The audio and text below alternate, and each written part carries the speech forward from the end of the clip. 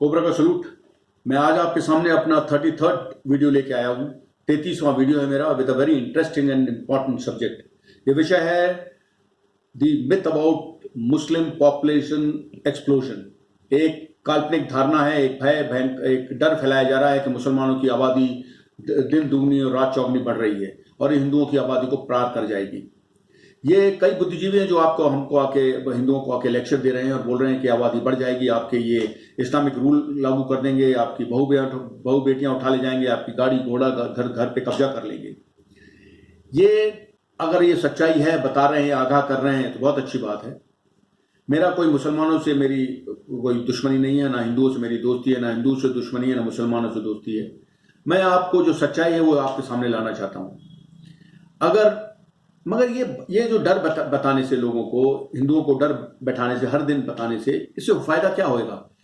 अगर आप रोज अपने बेटे को डराओगे कि इस मोहल्ले से बाहर निकलोगे तो उस चौकटे पे गुंडा रहता है, यहाँ गुंडा रहता है, और उसको बताओगे नहीं कि उसका सामना कैसे करना है, तो वो डर जाएगा, वो डरपोक बन जाएगा। आप ये भय पैदा करके आप हमारे हिंदुओं के बरखिलाफ काम कर रहे हो। You are creating fear amongst Hindus और उनको आप डरपोक बना रहे हो। उनको बताइए, अगर आप बताते हो, विकल्प बताते हो, अल्टरनेटिव बताते हो कि आप निकलो बाहर, हम आपको ट्रेनिंग देंगे उनसे लड़ने के लिए, बाहर गाड़ी खड़ी है, आपको हथियार देंगे, और हम अगर आप मारोगे तो हम आपको पुलिस और गवर्नमेंट से बचाएंगे, आपको अपनी आबादी बढ़ाओ, हम आपकी पूरी सहायता करेंगे, तो वो तो आप बता नहीं रहे हो, सिर्फ डराते हो और चले जाते हो।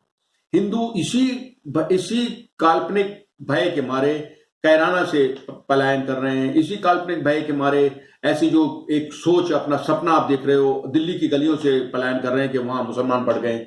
आप उनको सामना करना नहीं सिखा रहे हो, आप उनको वहां से भागना सिखा रहे हो। अगर आपको मेरा ये वीडियो अच्छा लगेगा आगे सुनने के बाद, तो आप जरूर इसको सब्सक्राइब करें, लाइक करें और शेयर करिए, क्योंकि मैं बहुत मेहनत से बनाता हूं, बहुत रिसर्च करके बनाता हूं। आपको ये नजरिया, ये सोच कहीं मिलेगी नहीं, आपको मैं सोचने पे मजबूर कर देता हूं। आप इसी प्रकार, अगर आप ये मुसलमान का आपको भय बता रहे हैं, आपकी आबादी इतनी बढ़ जाएगी। अभी हिंदू की आबादी हिंदुस्तान में 96 से 97 करोड़ हिंदू हैं हिंदुस्तान में। 19 से 20 करोड़ के नीचे मुसलमान हैं। बाकी 2 करोड़ सिख हैं, जैन और बुद्धिस्ट हैं, क्रिश्चियन 1% हैं, आबादी के 1% हैं इसके। आप ये आबादी कितने भी तेजी से बढ़े, अगर 20 करोड़ कितनी तेजी से वो बढ़ेगी, तो भी मेरे को लगता नहीं है 96 करोड़ आबादी को पार कर पाएगी। इसका मैं आपको समझाऊंगा धीरे में। पूरी दुनिया में 130 करोड़ हिंदू हैं, 140 करोड़ सुन्नी मुस्लिम हैं, 40 करोड़ शिया और बाकी अहमदिया, बाकी सेक्ट के मुस्लिम हैं, 230 करोड़ क्रिश्चियन है। The fastest growing religion in the world is इस्लाम। ये बहुत तेजी से इस्लाम धर्म बढ़ रहा है, मगर जितनी तेजी से ये कन्वर्जन करके इस्लाम में लाते हैं, उतनी तेजी से लोग इसको छोड़ भी रहे हैं। तो इसका अंदाजा न लगाना मुश्किल है, क्योंकि आज अगर ये इनकी आबादी बढ़ जाती है, कल सुबह इनकी कम हो जाती है, लोग छोड़ छोड़ के इनको भाग रहे हैं। ये जो अफ्रो अमेरिकन जो अमेरिका में जो हैं, उनको ये कन्वर्ट कर रहे हैं, क्रिश्चियनी बनाते हैं। वो ऑलरेडी क्रिश्चियन बन के अफ्रीका से अमेरिका आए थे, अब ये इस्लाम में धर्म में जाते हैं, फिर ये छोड़ देते हैं थोड़ी देर बाद। ये एक इनको मजाक सा हो गया है। सो यू कैन नॉट से कि कब ये धर्म कितने पहुंचेगा और कब नहीं पहुंचेगा। बाकी इराक, ईरान, इसमें इनके ऊपर इनको मारा जा रहा है, ये भाग रहे हैं इधर से उधर। तो there is no correct statistics कि इनका अंतिम आज से 20-40 साल बाद क्या हाल होएगा। हिंदुस्तान में ये डराना कि ये 40, 250, 20, 50 या 61 तक ये इस्लामिक रूल हो जाएगा, ये इतनी आबादी बढ़ जाएगी, ये काल्पनिक है। कितने भी इनकी आबादी बढ़ाने की क्षमता हो, ये इतना पहुंच नहीं सकते। आबादी, अगर जो टोटल फर्टिलिटी रेट होता है, अगर वो 2.1 है पर एनम, तो आप अपनी जितनी आबादी उसको रिप्लेस कर सकते हो। अगर आपका 3.1 या 4.1 भी अगर उनकी आबादी की क्षमता है मुसलमानों की, तो भी वो हिंदू इसको पार नहीं कर सकते, अगर हिंदुओं की 2.1 है रिप्लेस करने की क्षमता। और मुस्लिम में क्या है, वो इनब्रीडिंग करते हैं। वो अपने चाचा की लड़की से शादी करते हैं, अपने बहन की उससे शादी, वो इनब्रीडिंग करते हैं। तो उनमें ये काफी कमजोरियां हैं, उनके बच्चे काफी बीमार पैदा होते हैं, क्योंकि वो ज्यादा दिन सर्वाइव नहीं कर पाते। ये उसके मारे हिंदू में इनब्रीडिंग की आदत नहीं है, दूर दूर शादी करते हैं। उनकी इंडियन मतलब इंडियन मुस्लिम और हिंदू दोनों यंग एज है, इनके पास इनकी बच्चे पैदा करने की क्षमता काफी तेज है। Christian all over the world have gone old, वो अब बच्चा पैदा करने की क्षमता उनकी खत्म हो चुकी है। इंडिया में क्रिश्चियनों के बच्चे ज्यादा नहीं है, उनकी आबादी कम है। जैन, बुद्धिस्ट और सिख तो अगर ये हिंदू में नहीं मिले तो इनकी आबादी खत्म ही हो जाएगी हिंदुस्तान से, दे विल वैनिश, बिकॉज इनकी आबादी इतनी तेजी से बढ़ नहीं रही है। अगर आप यही डर होता तो ये कहते हैं कि 800 साल इस मुगलों ने हिंदुस्तान में राज किया, तो अगर राज वाकई में किया होता तो ये काम तो पहले हो जाता। ये हिंदू इतने 100 करोड़ तो हो ही नहीं पाते जो अभी 100 करोड़ हिंदू हैं, ये तो पहले ही मुसलमान इनकी आबादी बढ़ जाती। पर क्यों नहीं बढ़ी, मैं आपका ये बताता हूं, आपको हिस्ट्री में लेके जाता हूं, जिसमें आपका आज का डर साफ हो जाएगा कि है कि नहीं डर है। अगर आप 1400 में जाते हैं तो तैमूर लेमकर का एक मुस्लिम व्यापारी, एक उज्बेकिस्तान से एक मिलिट्री व्यापारी हिंदुस्तान आया था। इसको हिंदुस्तानी राजाओं ने ही बुलाया था। ये एक मर्सनरी ग्रुप को कैरी करता था, फौज रहती थी, हथियार रहते थे, जो इनको बुलाता था उनके लिए लड़ते थे, उनका काम करते थे। जैसे आप मोहल्ले में बुलाते हो कि गुंडों को बुलाते हो कि अपने 10 आदमी लेके आओ, मेरा घर खाली नहीं कर रहा है, इसको खाली करवा दो, आप पैसे देते थे, वो आपका जायज घर नाजायज कब्जे से खाली करा के और वो चले जाते थे पैसे लेके। तैमूर लेन का यही काम था। तैमूर लेन का राइट साइड पूरा पैरालिसिस था, उसको बचपन में ही उसको जख्मी हो गया था और उसके हाथ और टांग लटके हुए थे। वो ना घोड़ा चला सकता था, ना लड़ सकता था। वो कोई महान योद्धा था ही नहीं, जैसा उसको नेहरू ने और कई मुस्लिम इतिहासकारों ने ऐसा उसको प्रोजेक्ट किया कि बहुत बड़ा योद्धा था। वो योद्धा था ही नहीं, उसकी लड़ ही नहीं सकता था, वो अपाहिज था एक। अभी सैफ अली खान ने उसके नाम से अपने लड़के का नाम रखा है, तो पता नहीं क्या सोच के रखा है। और ये तैमूर लेन, इसको हिंदू राजाओं ने बुलाते थे और ये बोलते थे कि ये राजा ने मेरे कब्जा कर लिया, इसको खाली कराओ। तो उनकी फौज के साथ ये मर्सनरी फौज मिलकर उनको खाली कराती थी और ऐसे कई काम कराते थे। अल्टीमेटली वो तैमूर लेन यहीं बस गया, उसकी समरकंद में, यहीं लगता है यहीं मरा है समरकंद में, उसकी कब्र भी है वहां, उसका वहां है। और जब इनसे लड़के वो हिंदू राजाओं को भगाते थे और उनका इलाका बोलते थे इसमें ऑक्युपाई कर लो, उसमें जो टेंपल होता था, जो भी होता था, वो उसके बारे में ये हिंदू राजा उस हिंदू राजा के टेंपल की बॉदर नहीं करता था। वो उसको मुसलमान जो करें, उसमें मस्जिद बनाए, मजार बनाए, जो बनाए।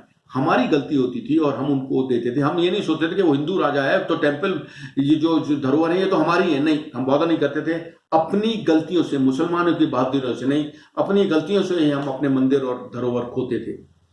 इसी प्रकार जो बाबर था, बाबर 1500 में इंडिया आया था, 15 साल का था।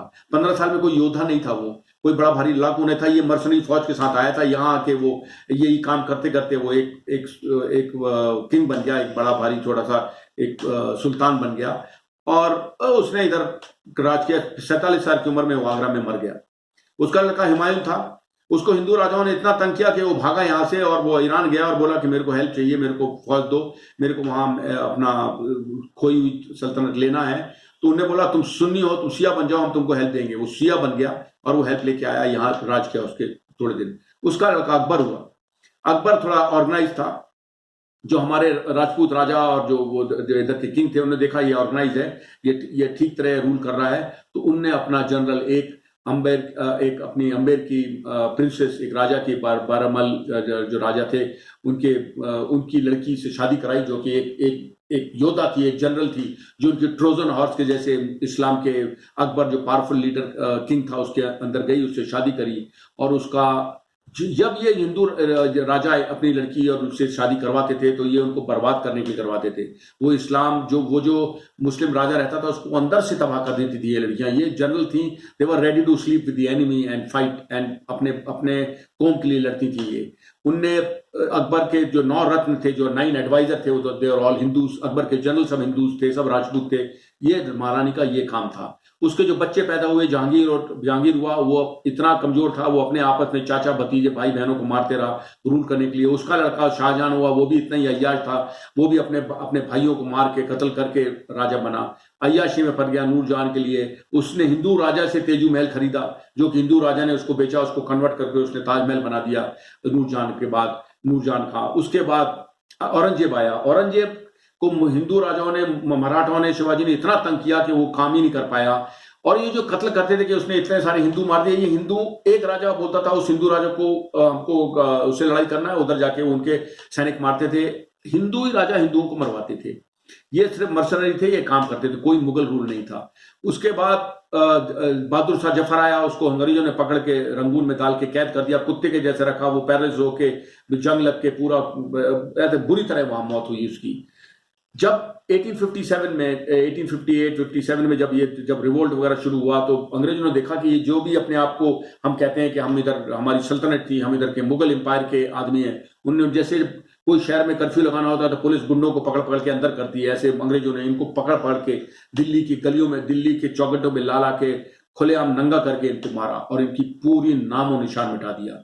आज तक कहीं भी मुगल सल्तनत अगर थी हिंदुस्तान में, उनने अगर 14 से 1500 से 1600 तक का राज किया है और उसके बाद भी राज किया, तो उनका एक भी नामो निशान नहीं है।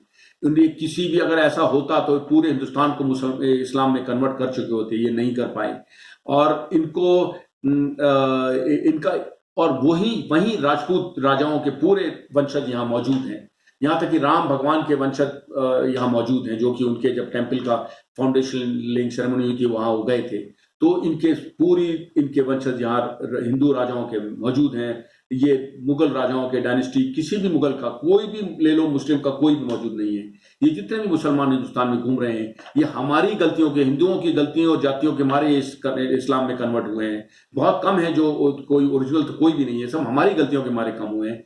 अब आप बोलते हो कि हमारे मंदिरों में क्रिश्चियन और मुस्लिम ना आए, अब ये क्यों? अगर वो एक मुसलमान आपके राम जी की, कृष्ण भगवान की पूजा करना चाहता है तो उसको आने दो आप वो तो अजमेर शरीफ में नहीं रोकता, पूरे हिंदू 90% हिंदू वहां जाते हैं पूजा करने, आप वो तो नहीं रोकता। अगर आप वहां गड़बड़ करो, आपकी गर्दन काट देगा, तो यही आप यहां रखो, आपके पास वो आते हैं पूजा करने, आप उनको आने दो, उनको आपके धर्म में आते हैं, आप उनको प्यार है तो करने दो। अगर कोई गलत करेगा तो आप उनको मारो। मेरे को याद है, मैं केदारनाथ एक बार गया था, मैं यूनिफॉर्म में था, अपने जवानों के साथ, मैं कोई काम से था, तो हमने कहा चलो केदारनाथ हम दौड़ के देख के आते हैं, करके जाते हैं दर्शन करके। वहां हम केदारनाथ पहुंचे, हम दौड़ के अपनी गाड़ियां खड़ी करी थी नीचे, और हम आगे जा रहे थे अपने कोई ऑफिशियल काम के लिए, अपनी एक्सरसाइज के लिए, मिलिट्री एक्सरसाइज के लिए। वहां गए तो वहां एक पांडे जी यूपी पुलिस के वहां घूम रहे थे, ड्रेस पहने थे, हम भी ड्रेस पहने थे, वो दार घूम रहे थे, थूक रहे थे वहां केदारनाथ के परिसर में। ही वॉज स्पिटिंग, रेड पान थूक रहे थे। मैंने बोला आप एक मंदिर के परिसर में आप थूक रहे हो?